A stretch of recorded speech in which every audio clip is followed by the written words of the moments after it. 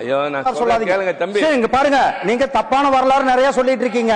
இங்க வந்து இந்தியா முழுவதும் கொண்டு வந்து சேர்க்க வேண்டிய பொறுப்பு யாருக்கு இருக்கு? உங்களுக்கு இருந்தது. பொறுப்பை வந்து தட்டி கழிச்சதீங்க. எங்காவது வடபுலத்திலே வாவு சிதம்பரனார் சாலை உண்டா? பாரதியார் தெரு உண்டா?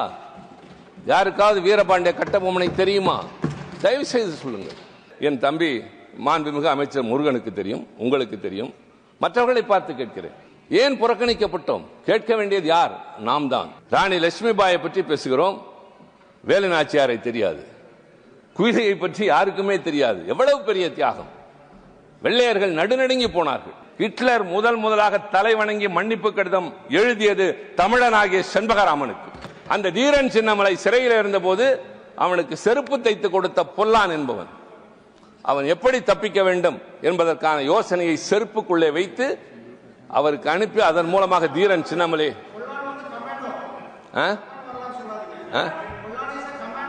ஐயோ நான் கேளுங்க தம்பி. இங்க பாருங்க, நீங்க தப்பான வரலாறு நிறைய சொல்லிட்டு இருக்கீங்க சார்.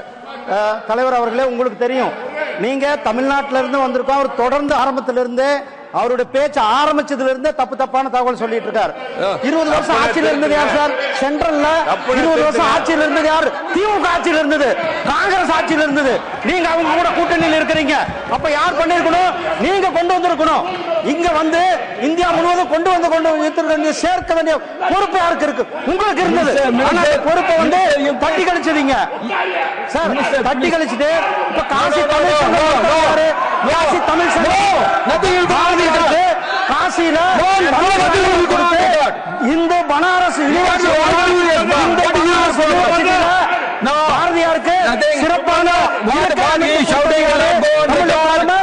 நரேந்திர மோடிஜி அவர்கள் அமிர்த் மகாராஷ்டிரா கொண்டாடும் பொழுது அங்க வந்து 3 பேர் அவர்களையும் வேலுநாச்சியார் அவர்களையும் நம்முடைய பிரதமர் அவர்கள் கொண்டாடினார்கள். அவர் தப்பான தப்பா பேசுறாருங்கிறாரு. என்னங்க நியாயம்? நான் என்ன தப்பா பேசுறேன்? தம்பி உட்காருங்க. ஐயா அமைச்சர் உட்காருங்க. உங்களுக்கு தெரியும். வாங்க. தெற்கே தமிழகத்தில், கர்நாடகத்தில், கேரளாவில் எல்லா பகுதியிலும் வாழ்ந்த தியாகிகளுக்கும் மரியாதை தாருங்கள், அவர்களுக்கும் அங்கீகாரம் தாருங்கள். வரலாற்றை சரியாக எழுதுவோம். பள்ளி பிள்ளைகளுக்கு சொல்லித் தருவோம். நன்றி, வணக்கம்.